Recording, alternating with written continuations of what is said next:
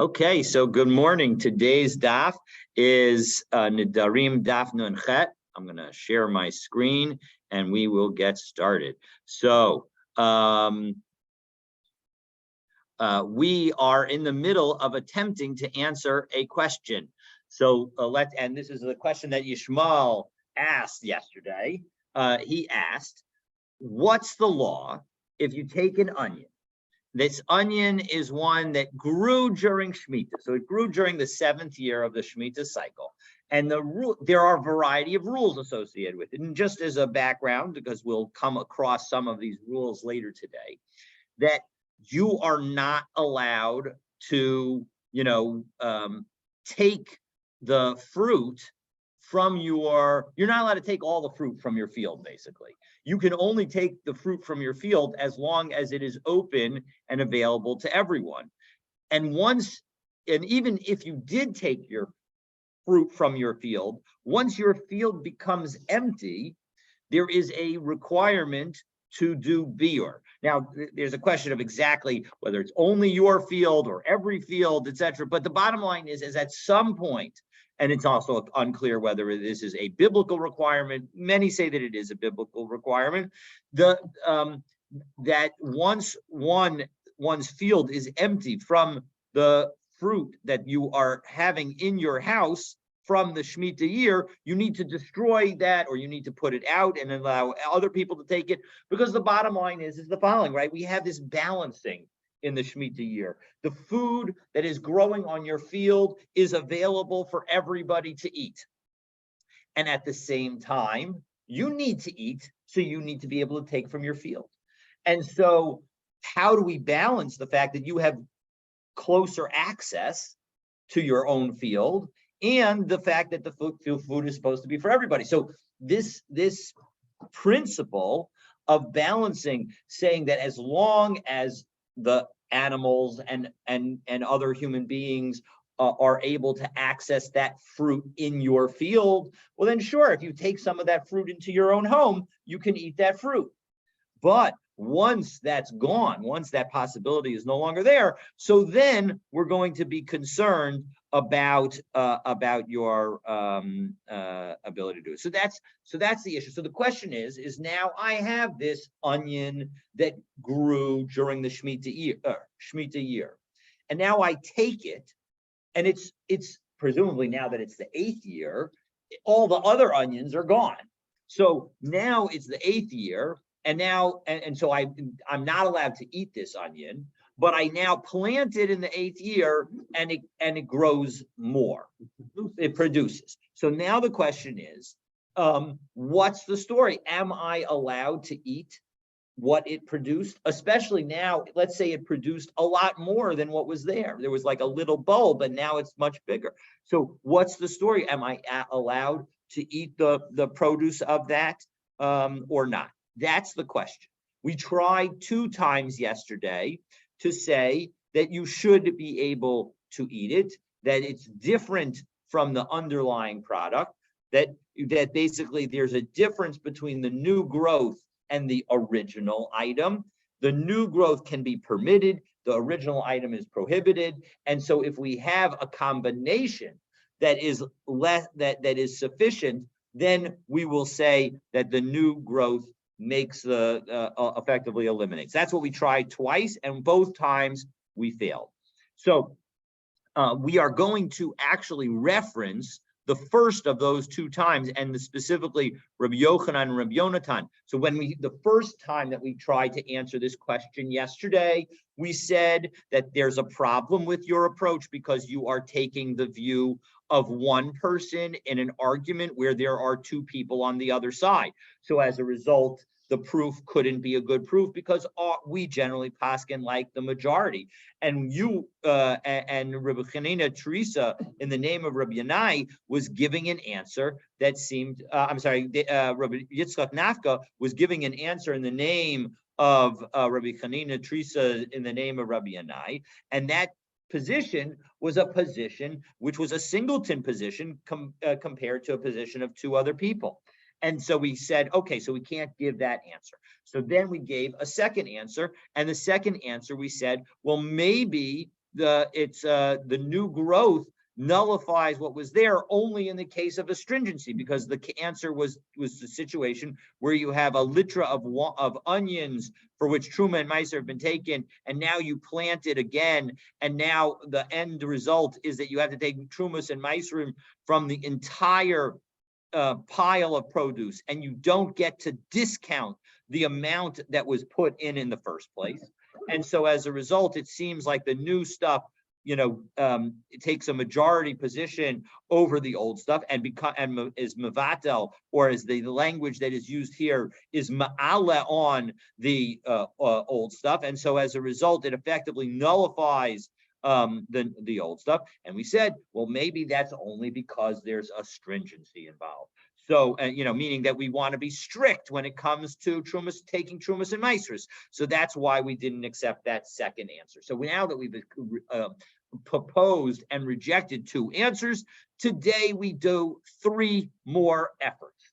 The third of which we'll try to challenge 3 times, and we won't be successful. And then it will turn us to challenging some of the views that we have seen already. So now let's take a look and we'll get into it. So bottom line of Nun Zayin Amud Bet, we're now again on answer number 3 on the screen. So we did answers 1 and 2, and we're picking up with answer number 3. And the answer is as follows: Element Hadav. Let's take it from here. This is how we're going to answer your question. Did Tanya, we have a brisa. Rabbi Shimon Omer, Rabbi Shimon says, Kol davar sheyesh lo matirin, anything that has the possibility of becoming permitted, could go in tevel, like tevel. So tevel is the combination, is your produce after you've brought it into your house or your storehouse, and it is now fit for taking trumas and maestros. And so as a result, you're no longer allowed to eat from it until the trumas and maestros are taken. And so that, and how do you fix it? Obviously, you fix it by taking trumas and maestros. And so as a result, there's a way to fix it. Umaiser sheni, and meiser sheni, that's the produce that is from the 1st, 2nd, and 4th and 5th years of the meiser cycle, of the 7-year cycle, and you take that meiser sheni after you've given meiser rishon and the truma, after you've given truma and meiser rishon. So you actually then take this meiser sheni to Jerusalem. So you take it to Yerushalayim, and you have to eat it in Yerushalayim. But how do you deal with it if you have it in a situation? Well, you can bring it all to Yerushalayim, and second, you can do something that is known as redeem it, meaning that you can say that if I have some fruit, let's say a basket of grapes that is meiser sheni, needs to go to Yerushalayim, I can exchange it for some money, for an appropriate amount of money, and then I will be able to use that money and take that money to Yerushalayim. And similarly with hektish, if I give something for the bedek habayit, for the purpose of the taking care of the Beit HaMikdash, and then I say, you know what, I don't want to give that item, I want to give something else, or I want it to be the money that goes to Yerushalayim, because it's a lot easier to take your money to Yerushalayim than it is to take apples or something else, because the apples could rot. So with that, when it comes to hektish, also you can redeem it. The chadash, and similarly when it comes to chadash, when you have a new grains, the new grains are only permitted after the 2nd day of Pesach, when the Korban Omer is given. And all this is explained by the Ran in connection with these different words. So as a result, when it comes to all of these items, which are things that will become permitted, but may not be permitted right now, lo natnu bahen chachamim shir. The rabbi said there's no possibility. How many pounds of the apples? I don't know. Let's say maybe 10 pounds of apples somebody could have donated. That could be a lot, exactly, and it could be worth a couple bucks. And then they want to donate it to the Beit HaMikdash. So the point is that no lo natnu bahen chachamim shir. The chachamim said there's no possibility of redeeming, of nullifying it. Meaning you could have a pile of hektish and a mixture of hektish with 10 pounds of hektish apples with thousands of pounds of apples, and it still won't make a difference, because you can never nullify it, because basically two principles. Either one, there's a way to fix it, so don't tell me about nullification, just fix it. Or the point is that as we saw earlier, that the whole principle of nullification, as the Ron explained, the whole principle of nullification requires distinction. You have to have differences, and if everything is the same, well, then including the possible permitted status, there's no possibility of nullification. So those are the explanations, and the bottom line is that we don't say there's any possibility. Now, that's not the reason why we cited this brisa. This brisa is cited for a later piece. And everything that does have that doesn't have any possibility of being permitted. So kagon truma, meaning once you take truma, it's permitted for a kohen, but not permitted for a non-kohen. Utrumas meiser, and then the truma that a Levi has to take from the meiser that he gets, v'chala, and then the chala portion that the kohanim get, v'orla, and then the first 3 years of a tree's life, it is not permitted to have from that tree the fruit. V'kilei hakerem, and then kalayim in the field is a situation where you plant another kind of produce in a vineyard, and you're not allowed to eat that other produce. So in all of those situations, you have the possibility of a nullification, meaning all these different things could be nullified. So, and the Ran on the left-hand side of the page, in the middle of the narrow lines, nasnu behem chachamim shir sha'afilu shenisarbu b'minan, that even if they get mixed up with their own item, b'telin truma utrumas meiser v'chala b'meya, that all these things, truma and trumas meiser and chala, can all be nullified in 100-to-1 relationship. And orla v'klaya kerem b'matayim, and orla, the new fruits, and the klaya kerem can be nullified in 200. Ub'she'enan minan kulan b'shishim. But when it comes to nullifying, when you have a undetectable or unidentifiable piece of it in a bigger mixture that includes other items, well, then we follow the taste. So when you're mixing two likes, so then those are the numbers of 100 and 200 that we mentioned. But when you're mixing, you have some apple sauce from the apples that are prohibited, and it gets mixed in to a cholent, and you have a lot of cholent, and you can't find that applesauce anymore because it's all mixed in together. Well, then a 60 ratio of cholent to the applesauce will result in the applesauce in the cholent being, in the whole combination being permitted. Okay, so but that again, still not to the point that we're raising this, because that still doesn't help us answer the question. So Amrulo, the rabbi said to Rabbi Shimon, 1 second, you have not accurately categorized everything, because Shvius ein la matirin. We have the category, and this is where we begin to answer our question. Shvius is a category where there is no possibility for it becoming permitted, meaning once it's prohibited after the time of the nullification of the beer happens, meaning once all the fruit of that particular type is gone from the field, well, then you're not allowed to have it in your house and you're not allowed to eat it. So v'lo nasdu b'chachamim shir, and yet the rabbis did not give a measure for nullifying shvius. Well, Tanan, and indeed we'll go as an aside from the brisa to cite a Mishnah, because the Mishnah says in Shvius, Perek Zayin, Mishnah Zayin, Shahashvius Oseris Kol Shehu B'mina, that when it comes to Shvius, even a little bit, it will prohibit the whole thing.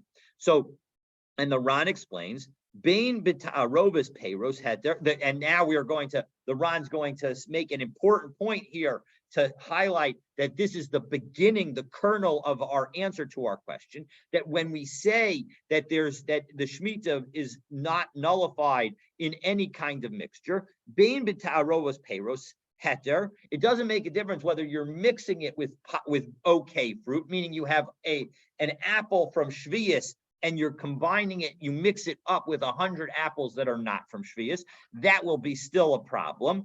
Or Bain B'Gedulin, Or if you're talking about growth, kigon batzal shishis shenato b'shviyas. So for example, if you have a growth, if you take an onion that grew in the 6th year, so it's totally permitted, and now you take that onion and you put it in the ground in the 7th year, and it grows some in the 7th year.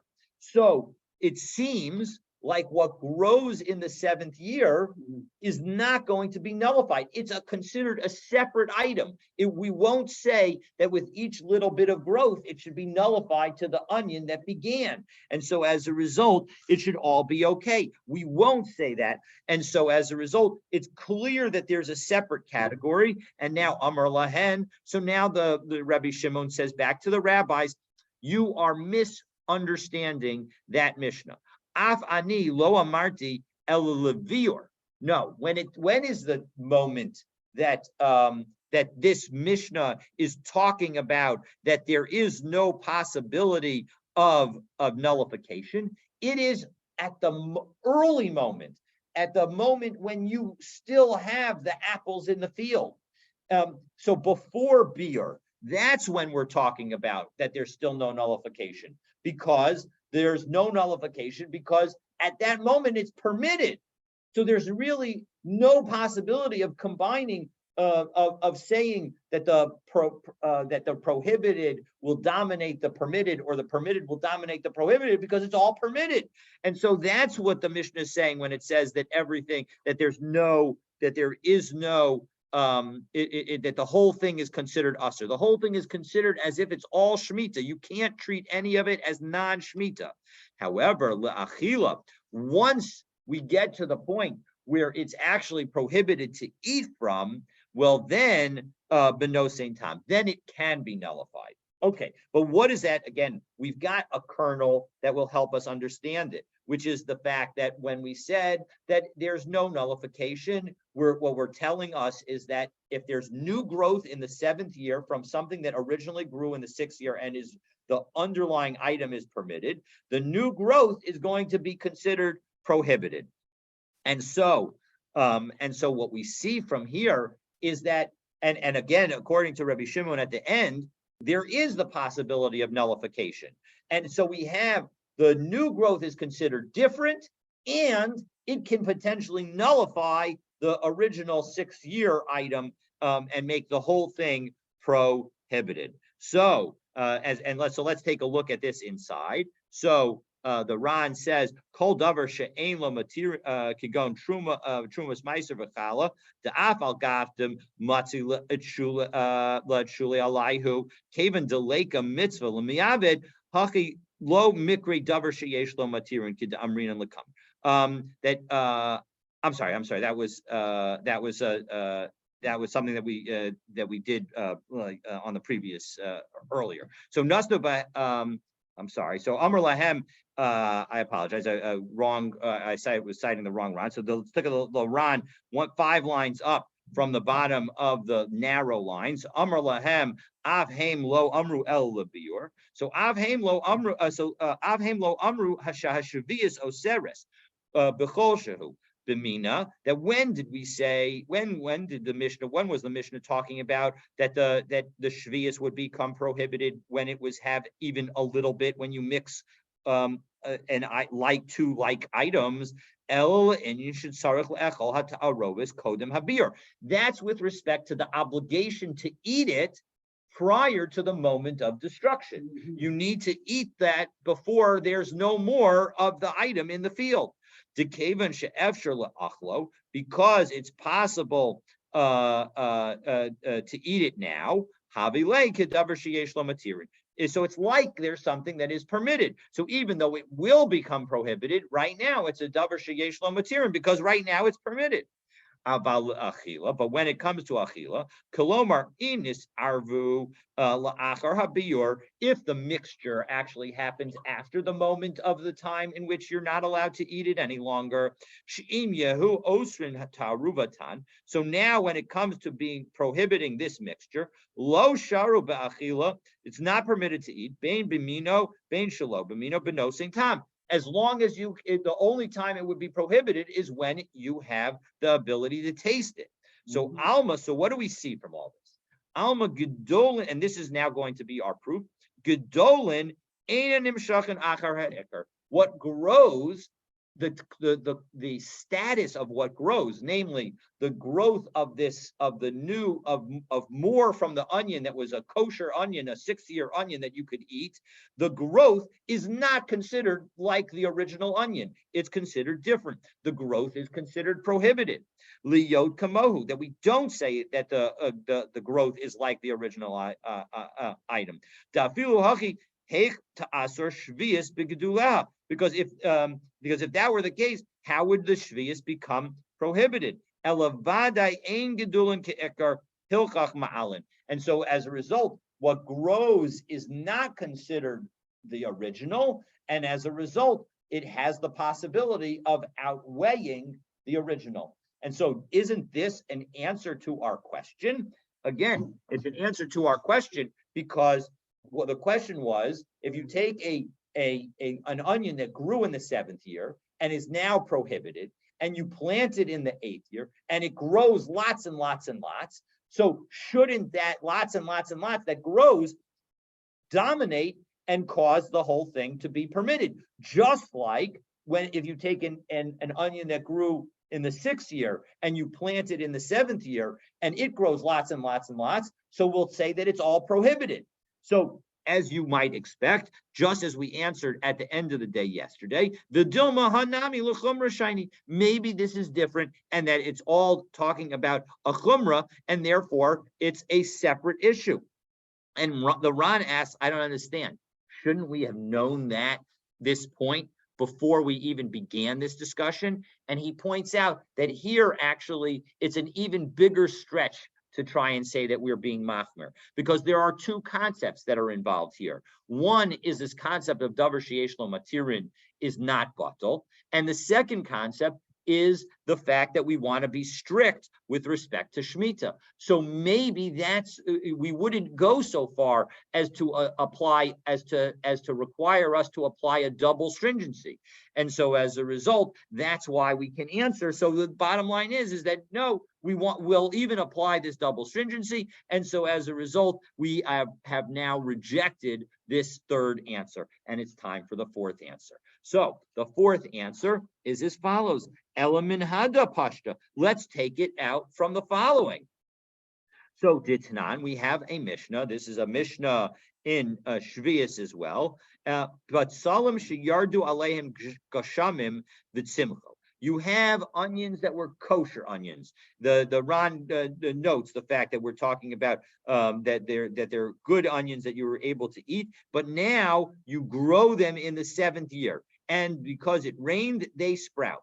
So how do you tell whether that growth is as a result of the field or not? So im hayu alin shilahen shechorim asurim. If they've got dark leaves, if they've got black leaves, which is really more like a dark green leaf, so then we can assume that is a growth that resulted from the ground, and so as a result, they'll be prohibited. But horiku mutarin, but if they're pale, if they're clear, the leaves, well, then we will say that they're permitted. They haven't been nourished from the ground. That's the assumption. And Rabbi Hananya ben Antigonus Omer, Rabbi Hananya ben Antigonus suggests another way of determining whether or not they are going to be prohibited. If the leaf is really attached well to the onion bulb, so that if you pull it from the leaf, you'll pull the entire thing out, well, then that shows that it was connected to the ground. But if you pull on the leaf and the leaf rips, so then that would show that the leaf is not really attached well to the item. And now here is the key line, that when it comes to the same principle can be used to say that the things are mutter after Shvius, meaning if you have, we began this Mishnah by talking about an item that grew in the 6th year, and now we're planting it and having it grow more in the 7th year.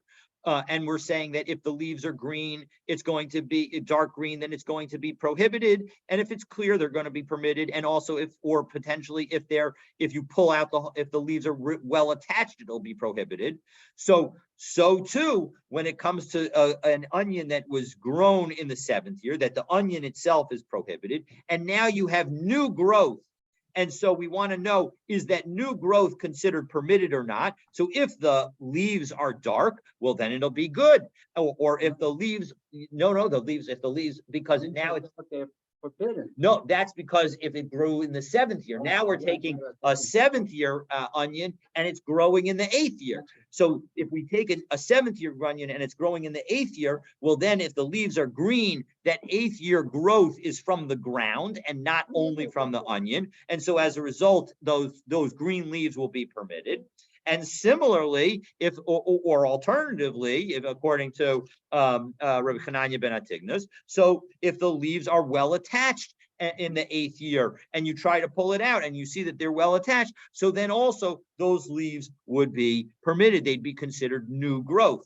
And so what do we see from this? We see that even when it comes to being lenient, we can see that the new growth is treated as separate from the old growth. And so as a result, given the fact that we're treating the new growth as separate from the old growth, so then that tells us that it's possible that you have to treat them separately. And so if you have a mixture of new growth and old growth that's all together and it can be nullified, well, then you're going to nullify it. So that is the proof that we have. And so let's see, is that a good proof? And the answer is no, because what do we say? We say Vidilma b'benu chanin. Maybe that Mishnah is not talking about whole onions. Maybe that Mishnah is talking about a situation where the onion was crushed up before it was the mush was planted. And so as a result, there is no original. The original has become completely demolished.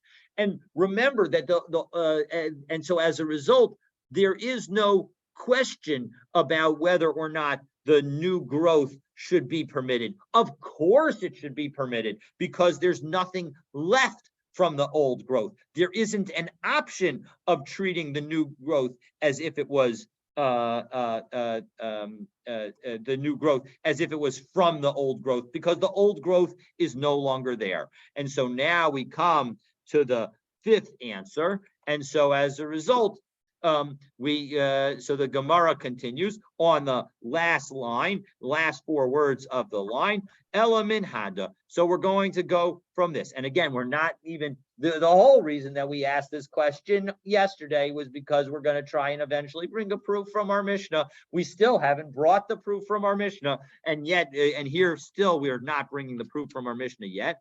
Titania, because instead we're going to cite a brisa. Haminakish im hakuti b'chasius. If you are engaging in pruning together with the kuti, using chasios. So chasios is, if we take a look, we're going to interpret it in a moment what chasios are, as it's noted in the Mefarish at the beginning. It says Mefarish l'kamen, but actually let's take a look in the Ran. B'chasios Mefarish l'kamen dechasios davar she'ein zaro kala kegon haluf v'hashum v'habetzelem. That when it comes to chasiyot, it's something where the seed does not become destroyed, like luf. Not clear exactly what luf is, but shum is garlic, and betzelem are onions. And I think luf they translate here as something in the onion family. So the point is that those kinds of items, if that's what we're talking about pruning, so ochel mehen achilas arai, you're allowed to eat from them as a snack.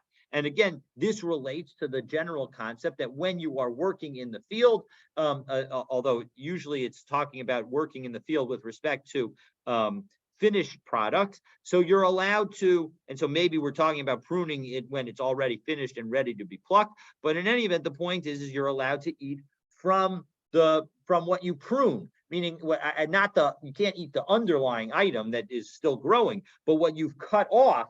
you can eat, because that's if that as a snack, it's like a little bit of salad. So as a result, you're allowed to eat it, and you don't have to take trumas and maasrot. But umasran vadai. But if you purchase them as like a final product from the kuti, it's clear you need to tie them, meaning we assume that he has not tied them. Rabbi Shimon ben Elazar Omer, Im Yisrael chashud al hashvius. If you have somebody working with a Jew who does not observe Shvius, and again, that first one is not going to be our proof. Our proof is going to be from what Rabbi Shimon ben Elazar says. Rabbi Shimon ben Elazar adds that if you are working with a Yisrael who doesn't observe Shvius, lemotze Shvius mutter.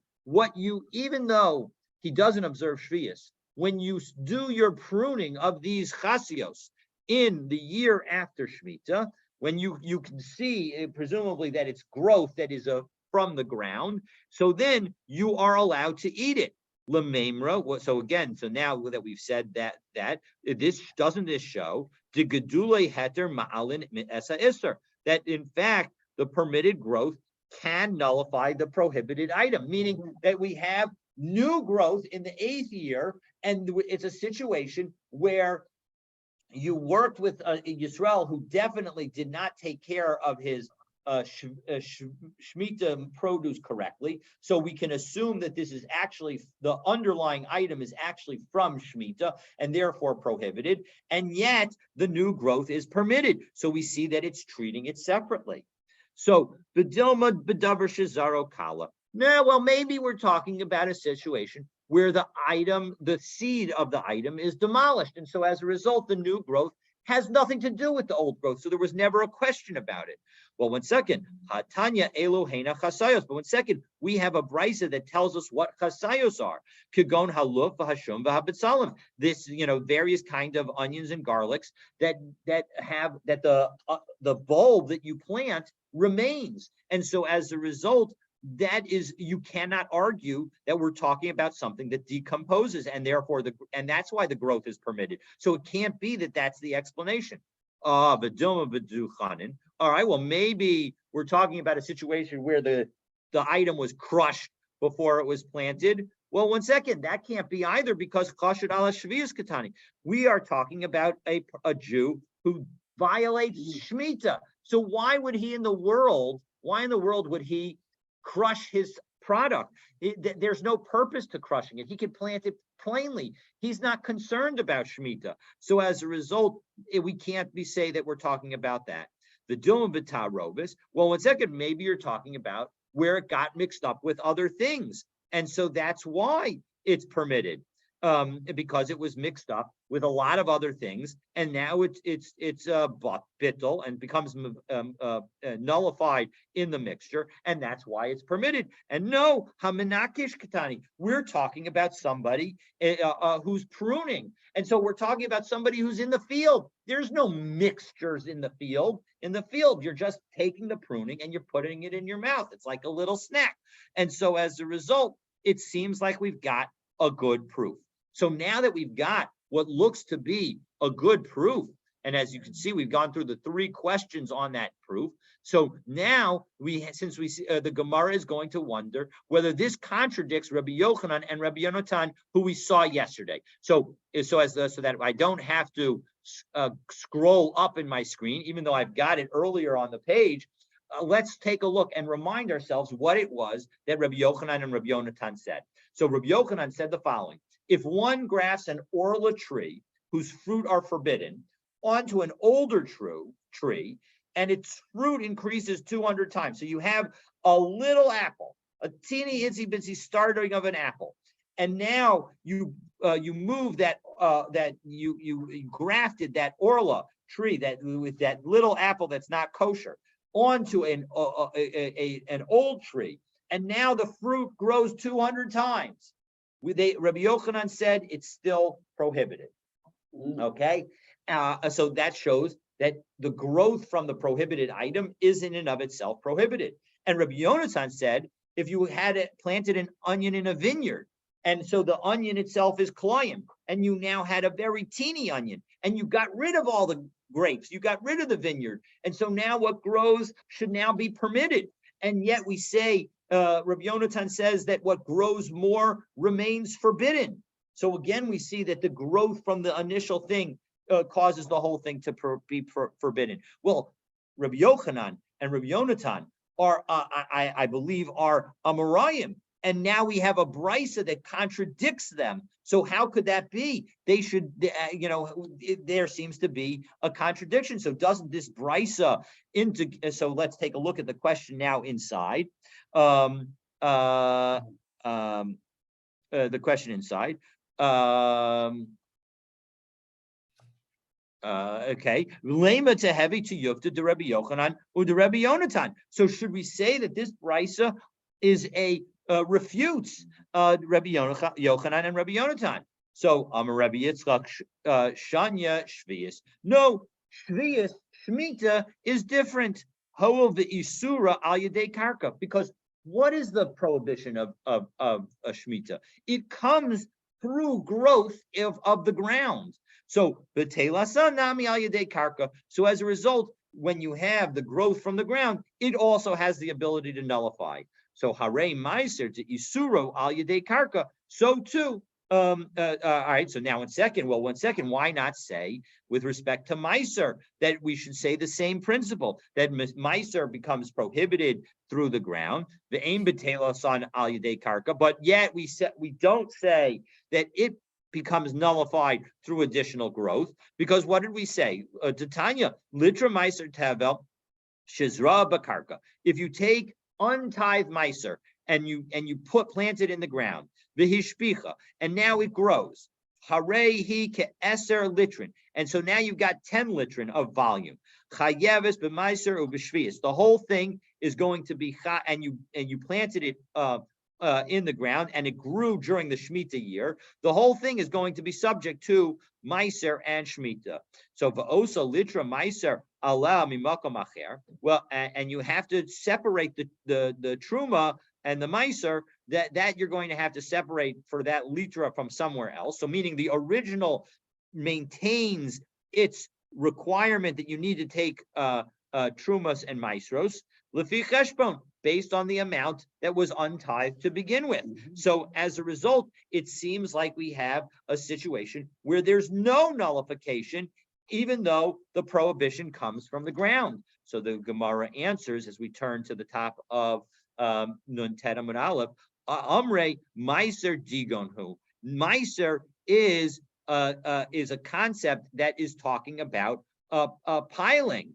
And so the Kagarimle, it's the piling it up. It's not actually the growth from the ground that triggers the Meiser. And indeed, you could see that from the fact that you're allowed to pick, if you're picking the field and you take an apple off and eat it while you're picking the apples, that's totally fine. You don't have to take Trumas and Meisters off that. The only time that you have the Trumas and Meisters obligation is when you've brought it in from the field, when you've made the pile of it, when you've gathered it. Exactly.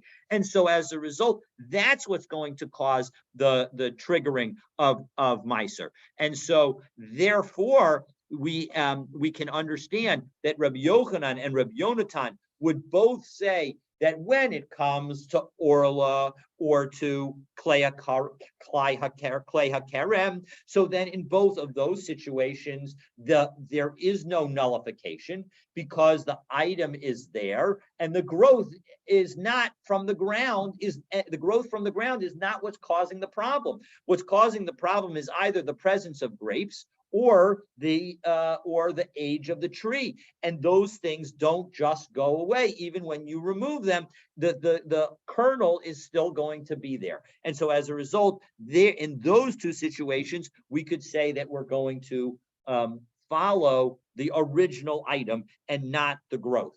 But when it comes to, based on the brisa that we've cited as our fifth and final answer for today, but we'll still see more answers tomorrow. Well, that then the growth, because the growth is from the ground, we can enable the growth from the ground to nullify what was there already, because the whole prohibition that was there was from the ground itself. So as a result, you have a prohibition that was based on growing in the 7th year, and now it's growing in the 8th year. So we can allow the growing in the 8th year to nullify the growing that happened in the 7th year.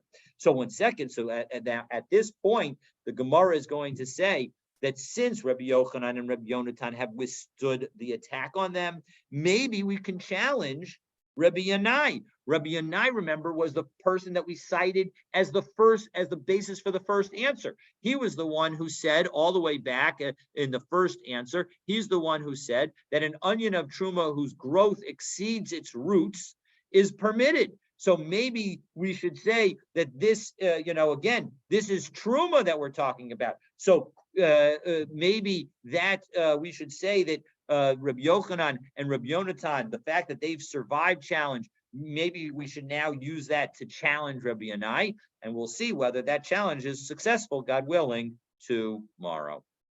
I wish everybody a wonderful, wonderful day. This is complicated stuff, so if you have any questions, let me know. But it's really remarkable. We've got 3 days that we're going to have of attempts to answer this question. I'm coming tomorrow. I understand. It's going to be, the weather's going to be very bad tomorrow. So yes, exactly. So I have a practical question. please. According to the position that you have, let's just say a 6th year onion and the 7th year growth, or the 7th year onion and the 8th year growth, it's necessary to distinguish. And actually, the 7th year onion and the 8th year growth is going to be the real example. You have to distinguish between the 7th year and the 8th year produce, because Shemitah produce is not subject to tithing, and 8th year growth would be. But for Meiser Rishon, the tithing has to be exact. Truma, it can be approximate. For Meiser Rishon, it has to be exact, and it's going to be difficult to examine after it's been in the ground for a year and figure out, well, which is the onion and which is the growth.